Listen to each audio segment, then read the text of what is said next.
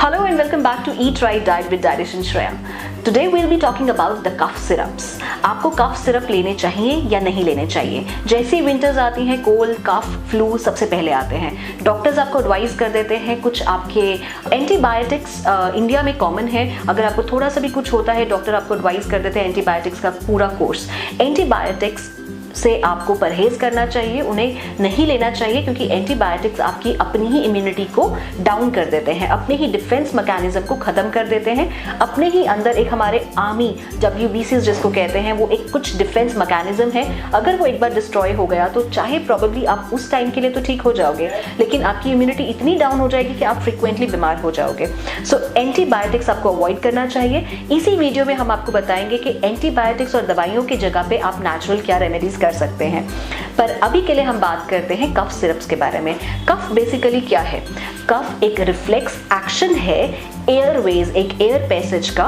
वो reflex action तब होता है जब आपके एक एयरवेज में कोई इरिटेंट्स होते हैं, या आपको कोई बीच में कोई पोल्यूशन का या इरिटेंट्स बॉडी में चले गए हैं तो आपको कफ आता है। कफ एक डिजीज नहीं है, कफ एक सिम्टम है, अपने आप को एक वो रिफ्लेक्स है जिसको आप बॉडी अपने आप को बैलेंस कर लेता है, आप ठीक हो जाते हो। तो कफ को रोकना नहीं चाहिए। आपने कई बार देखा होगा खाना खाते हुए खाना गले में फंस जाता है तो एकदम कफ होता है, क्योंकि वो फूड पाइप की जगह विंड पाइप में चले जाता है। तो कफ रिफ्लेक्स से वो खाना ऊपर की तरफ आता है और आप नॉर्मल हो जाते हो। आपका जो लाइफ थ्रेटनिंग एक उस टाइप पे कंडीशन बन जाती है, उनसे आप बच जाते हैं। तो कफ को कभी भी रोकना नहीं चाहिए। हम लोग गलत प्रैक्टिस करते हैं जब हम लोग कफ सिरप्स लेते हैं। कफ सिरप में बेसिकली क्या क्या चीजें हैं? कफ सिरप में ड्रग्स होते हैं, शुगर होता है, आपका एक कोडीन जो कि एक बहुत ही यूज किया जाता है, ये केमिकल होता है कोडीन। कोडीन बॉडी के अंदर जाके मॉर्फिन एक ड्रग बन जाता है। मॉर्फिन अगर आप बच्चे को दूध पिला रहे हैं, वो मॉर्फिन उस दूध से ट्रैवल करता है, बच्चे के अंदर जाता है, बच्चे को गैस, ब्लोटिंग और उसका जो IQ है ड्रॉप हो जाता है। सो आपको अगर हेलुसिनेशन से बचना है, नर्वसनेस से बचना है, तो आपको अपने कफ सिरप को अवॉइड करना चाहिए।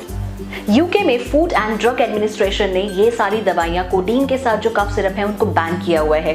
कफ सप्रेसेंट्स जो मेडिसिन होती हैं, जो सिरप्स होती हैं, बेसिकली वो म्यूकस को अंदर ही बंद कर देती हैं, कंजेशन हो जाता है। तो आपको आने वाले टाइम पे ब्रोंकाइटिस, एस्थमा, ये चीजें भी हो सकती हैं। तो उस टाइम पे आपको म्यूकस को नहीं रोकना चाहिए, म्यूकस को इनफैक्ट बाहर लेके आना चाहिए। तो हमने ये बात की कफ सिरप के साइड इफेक्ट्स की। अब कफ सिरप की जगह पे हम लोगों को क्या लेना चाहिए? अगर मेरे बच्चों को, या मतलब जैसे छोटे बच्चों को हम लोग क्या एडवाइस करते हैं कि अगर कफ हुआ, कंजेशन है, तो आप थोड़ा सा हनी ले लीजिए।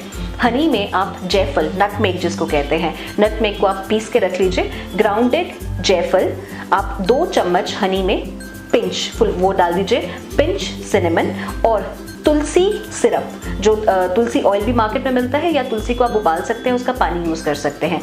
तो दालचीनी, नटमेग और ये तुलसी, इसी में आप जिंजर, कच्चा अदरक को कद्दूकस कर लीजिए, उसका जूस निकाल के नियर अबाउट 2 और 3 टेबलस्पून जूस निकाल के आप हनी में मिक्स कर लीजिए। अगर बच्चा बहुत यंग है, मतलब बहुत छोटा है, और उसको ये अदरक का टेस्ट नहीं पसंद आता है, तो हनी का डोज आप ज़्यादा कर सकते हो। दिन में 2-3 बार आप इसको ये कफ सिरप दें बच्चों को।